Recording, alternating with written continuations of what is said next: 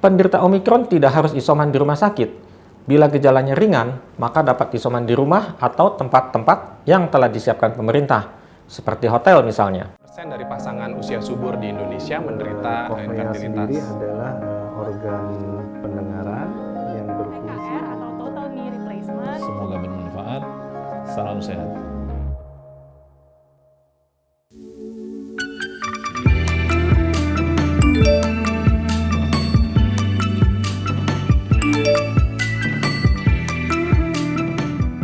Halo sahabat Premier, jumpa lagi dengan saya, Dr. Dwipa dari Rumah Sakit Premier Jatinegara. Pada kesempatan kali ini, mari kita berbincang-bincang mengenai waspada gelombang ketiga COVID-19.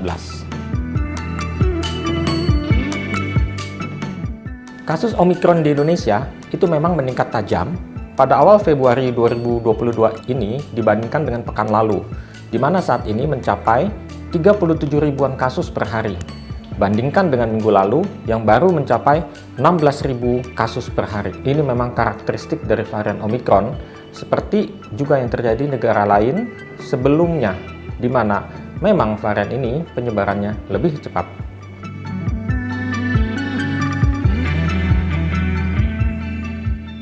Varian Omikron ini berbeda dengan varian lain seperti Alpha, Beta, dan Delta, di mana pada Omikron terjadi relokasi tempat perkembangan virus SARS-CoV-2 yang telah bermutasi di saluran napas atas, jadi tidak sampai ke bawah, sehingga gejala kerusakan paru hampir tidak ada. Gejala khas yang paling banyak dialami selain demam adalah sakit tenggorokan atau tenggorokannya rasa gatal, kemudian diikuti oleh batuk kering, sakit kepala, vertigo, nyeri badan, lalu pilek atau hidung tersumbat, bahkan meler berair.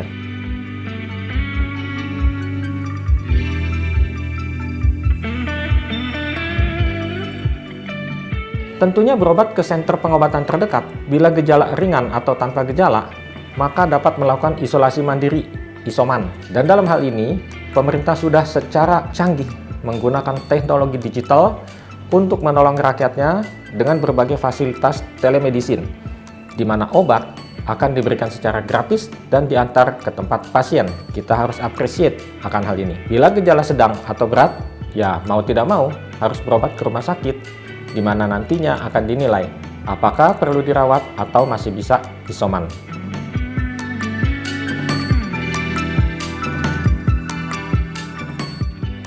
Untuk mengurangi laju penyebaran Omikron ini, maka sedapat mungkin hindari kontak dengan penderita dengan melakukan protokol kesehatan yang baik, yaitu 6M. Apa itu?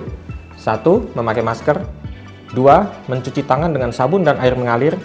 3. Menjaga jarak minimal 1 meter, menjauhi kerumunan, mengurangi mobilitas, menghindari makan bersama. Nah, kita harus melakukan 6M ini terutama di luar rumah agar tidak membawa virus dari luar ke dalam rumah kita. Karena tentunya sangat sulit melakukan 6M di dalam rumah sehingga rata-rata kecolongan dan biasanya akan terjadi klaster keluarga akibat tidak terlaksananya protokol 6M ini.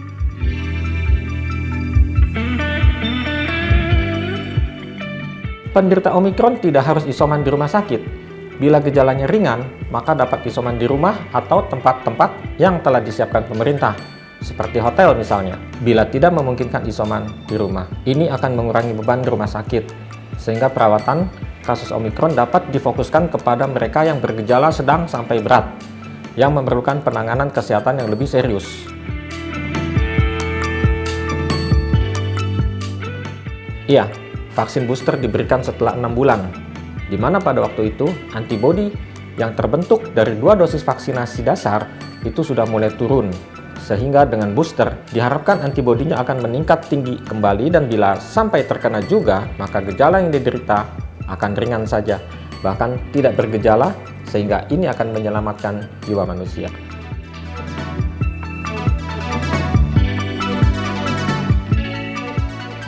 Tetap jaga protokol kesehatan 6M, terutama memakai masker, karena seperti slogan kita bersama, maskerku melindungimu, maskermu melindungiku, dan masker kita melindungi Indonesia. Sekian pembahasan yang saya sampaikan, semoga bermanfaat bagi sahabat Premier. Salam sehat.